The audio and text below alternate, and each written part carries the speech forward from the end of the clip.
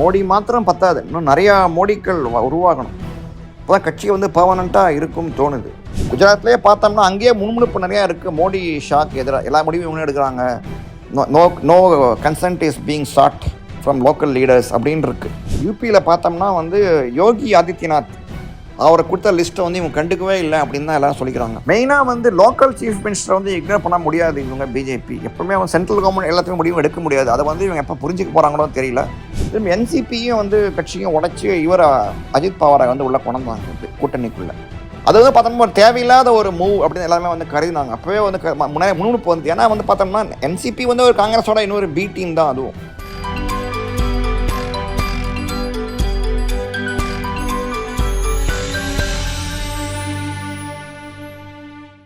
Hi friends, a short video on why the problems for the BJP are within. அனைவருக்கும் வணக்கம். சமீபத்தில் எலெக்ஷன்லாம் நடந்து முடிஞ்சது. லோக்சபாவுக்கு பிஜேபி வந்து எதிர்பார்த்த மெஜாரிட்டி பெறலை.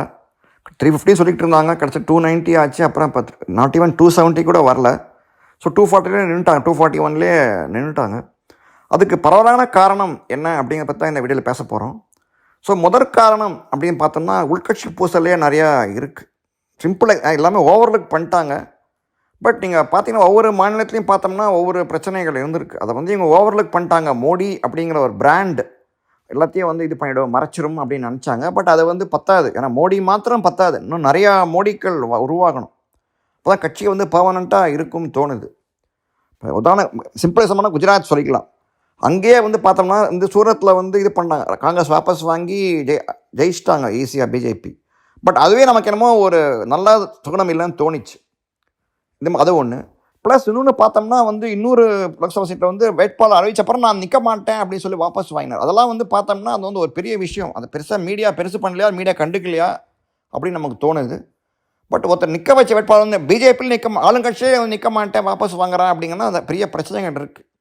அதுதான் வந்து பேசிக்கிட்டாங்க. அப்போ என்ன குஜராத்லேயே பார்த்தோம்னா அங்கேயே முன்முனைப்பு நிறையா இருக்குது. மோடி ஷாக்கு எதிராக எல்லா முடிவும் இவங்க எடுக்கிறாங்க. No consent is being sought from local leaders அப்படின்னு இருக்குது. சிம்பிள் எக்ஸாம்பிள் சொன்னால் வந்து டோட்டலாக இதுவே மாற்றினாங்க. அப்போ எலெக்ஷனுக்கு முந்தி அசம்பிளி எலெக்ஷனுக்கு முந்தி டோட்டலாக வந்து அவங்க வந்து இவரே தூக்கிட்டாங்க. எக்ஸைஸ் சீஃப் மினிஸ்டர் எல்லாருமே வந்து சொல்லி சைலன்ஸ் ஆஃப் த லேம்ஸ் அப்போ சொல்லி நான் இது பண்ண தமாஷா சொல்லிட்டு இருந்தாங்க, சைலன்ஸ் ஆஃப் த லேம்ஸ் அப்படின்னு சொல்லிட்டு. ஸோ அந்த அளவு அவங்க இது மாற்றினாங்க. அப்போ டோட்டல் மினிஸ்ட்ரியை மாற்றி ஒரு ஃபஸ்ட் டைம் எம்எல்ஏவை வந்து சீஃப் மினிஸ்டராக ஆக்கிட்டாங்க வெற்றிகரமாக. பட்டேல் ஓட்டு வங்கியை வாங்கணும் அப்படின்னு சொல்லிட்டு. ஸோ அந்த மாதிரி நிறையா முடிவு சென்ட்ரலில் எடுக்கிறாங்க. லோக்கல் லீடர்ஸ்க்கு வந்து ஒன்றும் வாய்ப்பு கொடுக்கறதில்ல அப்படிங்கிற முன்முனைப்பு இருக்குது. அதே மாதிரி மகாராஷ்டிராலேயே வந்து பார்த்தோம்னா சிவசேனாவை உடச்சி வெளில கொண்டாந்தாங்க. அதே மாதிரி ஷிண்டே வந்து இது சீஃப் மினிஸ்டர் ஆக்கி அது ஒரு மாஸ்டர் ஸ்ட்ரோக் சொல்லிக்கலாம். அதோட நின்றுட்டாங்க. பட் இன்னும் வலுப்படுத்தணும் அப்படின்னு சொல்லிட்டு திரும்ப என்சிபியும் வந்து கட்சியும் உடச்சி இவரை அஜித் பவாரை வந்து உள்ளே கொண்டாந்தாங்க கூட்டணிக்குள்ளே.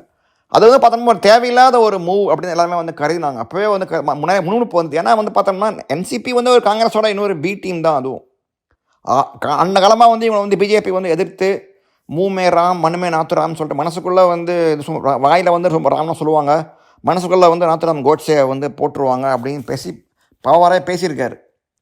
ஸோ அப்படிங்கிற ஒரு சூழ்நிலையில் வந்து அந்த மாதிரி கட்சியிலேருந்து உடச்சி கொண்டு பிஜேபிக்குள்ளே இணைச்சி நிறையா வந்து பார்த்தோம்னா அது ஒர்க் அவுட் ஆகலை. அமித்ஷா பண்ணே சொன்னோம்னா பாலிட்டிக்ஸ் இஸ் நாட் 1+1 = 2 கிடையாது. 1+1 = 3 ஆகலாம். Politics more of chemistry than arithmetics. அது வந்து பார்த்தோம்னா இப்போ இதுவே கவனித்து பார்த்தோம்னா தமிழ்நாட்டிலே நீங்கள் கவனித்து பார்த்தீங்கன்னா வந்து பிஜேபி அதிமுக கூட்டணி ஓரளவுக்கு ஒத்து போயிருக்கும். பட் அதிமுக விரும்பலாம் உடஞ்சி போயிடுச்சு, அது வேறு விஷயம். பட் திரும்பி இங்கே போவோம். இந்த இடத்துல வந்து மகாராஷ்டிராவில் வந்து மெயின் அஜித் பவார் உள்ள கொண்டு தான் கேடர்ஸ்க்கு பிடிக்கல. இன்னொன்று பார்த்தோம்னா பிஜேபி வந்து இன்னும் மகாராஷ்டிரா பார்த்து இன்னும் ஃபுல்லாக வளரல. இன்னும் பார்த்தீங்கன்னா போன தேர்தலே பார்த்தோம்னா வந்து சிவசேனாவுக்கு சப்ஜூனியர் பார்ட்னராக இருந்தாங்க அசம்பிளி எலெக்ஷனை பொறுத்தவரை பிஜேபி.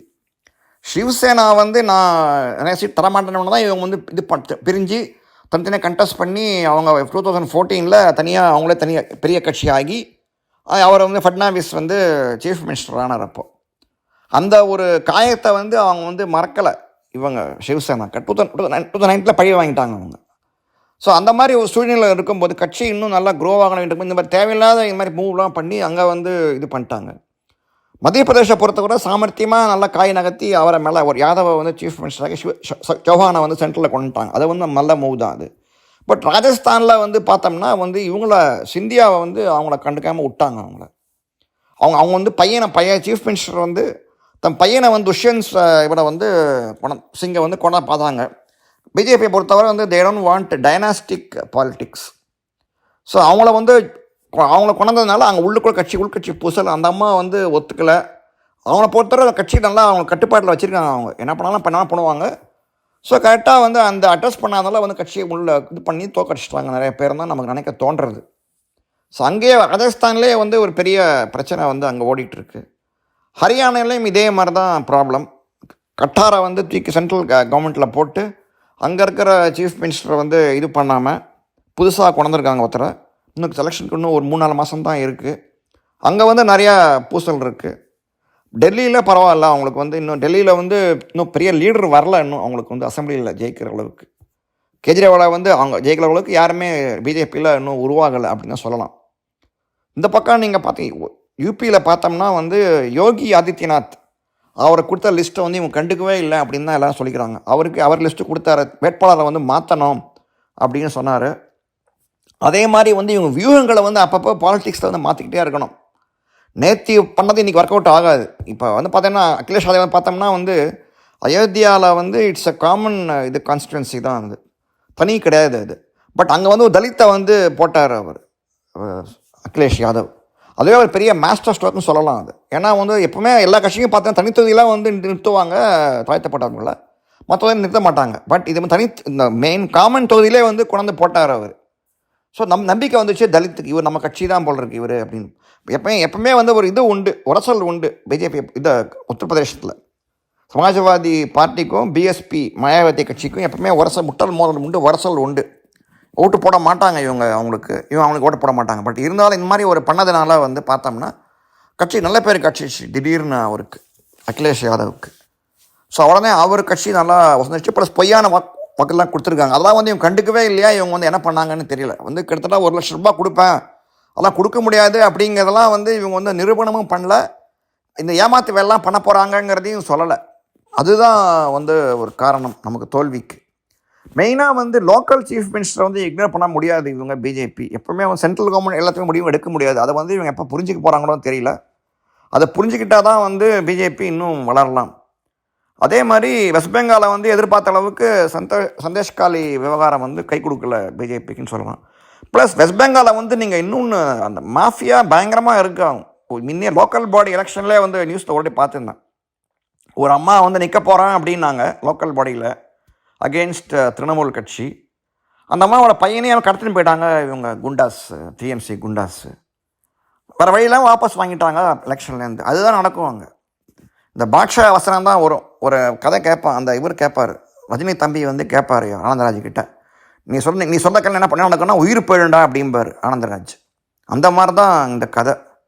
நீ வந்து வாழவே முடியாது வெஸ்ட் பெங்கால்ன்ற அளவுக்கு அவங்க டிஎம்சி வந்து குண்டாராஜை வந்து கொண்டு போயிட்டுருக்காங்க. அது என்ன பண்ண போகிறாங்கன்னு தெரியல. அதுக்கு வந்து அட்ரஸ் பண்ணணும். இப்போ சட்டம் ஒழுங்குங்கிறது சுத்தமாக கிடையாது அங்கே. ஸோ அந்த அளவு அதை வந்து இப்போ அட்ரஸ் பண்ண போகிறாங்கங்கிறது தான் ஒரு சேலஞ்ச் இவங்களுக்கு. பார்க்கணும் எப்படி பண்ண போகிறாங்கன்னு. ஸோ இந்த மாதிரி ஒவ்வொரு ஸ்டேட்லேயும் ஒவ்வொரு ப்ராப்ளம் இருக்குது. தமிழ்நாட்டில் கேட்கவே வேணாம். தமிழ் இசையாக இருக்கட்டும், எல்லாருமே வந்து பேசுகிறாங்க அண்ணாமலையை நோக்கி. ஸோ அந்த மாதிரி எதிர்வினைகள்லாம் வந்து கட்டுப்படுத்தினாலே போதும், நல்லா வளரும். ஸோ மெயினாக சென்ட்ரல் லீடர்ஷிப் வந்து அவங்களே பிஜேபிக்குள்ளேயே வந்து பார்த்துக்கணும். நிறைய ப்ராப்ளம் அவங்களுக்குள்ளே இருக்குது. அதை சால்வ் பண்ணாலே நம்ம வெற்றி மேல் வெற்றி பாஜகவிற்கு உறுதி. ஜெய்ஹிந்த்.